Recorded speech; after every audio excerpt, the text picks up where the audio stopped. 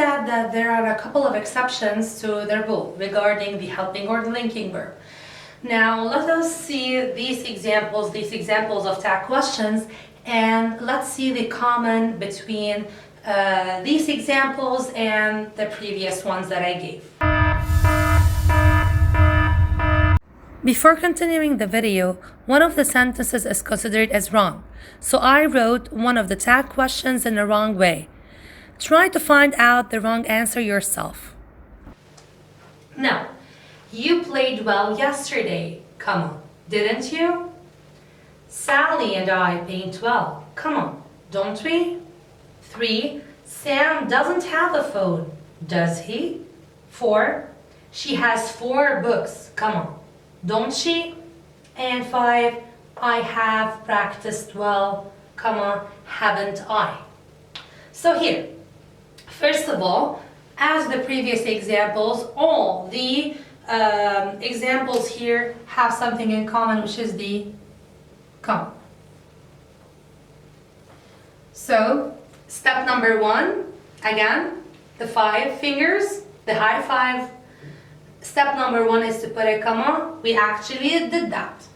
Now, step number 2, search for my helping or linking verb. Whoops, here you played. There's no helping or linking verb. What should I do? Well, the whole point is to search for my verb, okay? So if I do not have a helping or linking verb, I simply search for my action verb. So here you is my subject, and the verb here is the action verb played.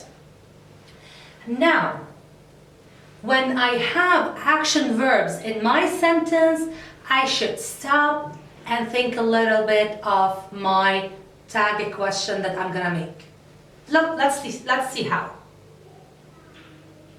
Here we have the verb played. Now played is an action verb, but I have to pay attention that played is an action verb in the past, okay? Whenever I see an action verb in the past, my question or my tag question should also be in the past. So whenever I'm asking a question in the past, I start with did, okay? So here, I change played into did. So, again, step number 3, I have to either remove or put the not. So here, played is in the positive form since there's no not. So I simply, since here I changed the played into did, I simply put the not here with the did. Okay, so step number 4, they already put for us a subject pronoun, so I simply write it as it is, and my last step is the question mark. Now in number 2, Sally and I paint well, come, don't we? So here, my subject is Sally and I. Now guys, you do remember that in the previous lessons we said that the singular noun loves the S, while the plural noun hates the S. So here my noun or my subject, which is Sally and I, is in the plural form. So this means that paint, which is the action verb, should be in the plural form as well. So if I had like Sally alone, I would have said Sally paints, okay, because the singular noun loves the S, okay? But here I have Sally and I paint, so Sally and I is in the plural, so no S. Now here paint is the action verb, okay, and it is an action verb in the present in the plural form. So when you have action verb in the present in the plural form, I change the paint or the action verb into do, okay? The plural verb in the present is turned into the verb, the helping verb do, okay? Now, we go back to step number 3, which is searching for my not. Now here, I do not have it as not here, so my verb is in the positive form, so I simply turn it here to the negative form by adding to it the N apostrophe T, like the other examples. Now, Sally and I, this subject is turned into the subject pronoun we. And the last step, which is put a question mark, and here it is. Now, number 3, Sam doesn't have a phone. Come on, does he? So Sam is my subject, and it's in the singular. So Sam is one, okay? So it's singular. So now here, if you see Sam doesn't have a phone. Now here after my subject, what do I have? Doesn't. So doesn't is my verb, and this doesn't is my helping verb, okay? So my main verb here is have, okay? Because I said Sam doesn't have. So since here my subject is, or my verb is in the negative form, I simply write it as it is without the not, okay? So here I do not put not here. If it's found here, I just remove it after the comma. And Sam is a he, so I simply write the subject pronoun here and I put a question mark. Now number 4, she has 4 books. Come on, don't she? No, here she is my subject pronoun. Now has is my verb, okay? So this is my main verb, it is has. So I don't have here a helping verb, I have a main verb. So has, it is it's a verb, and it is in the singular form because I say she has.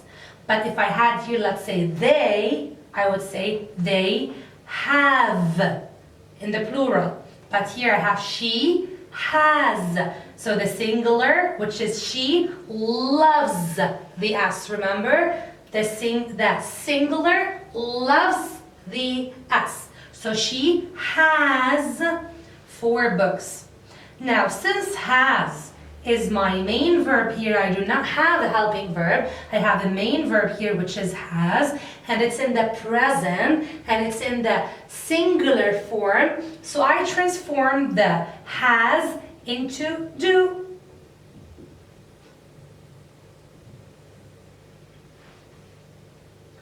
But can anyone guess the problem with this sentence? Yes, excellent job, guys. I do not write do here. I write doesn't. So I will remove this one and I'll put doesn't she. Excellent work, guys, for saying that. So it means that you're paying attention now. So she has 4 books. So has is a main verb, and it is in the singular, so for sure I should put my does and not my do.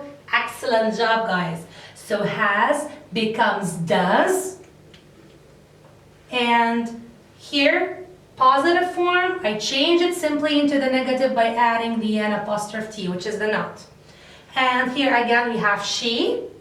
I keep it as it is and I put a question mark. Now number 5, the last one.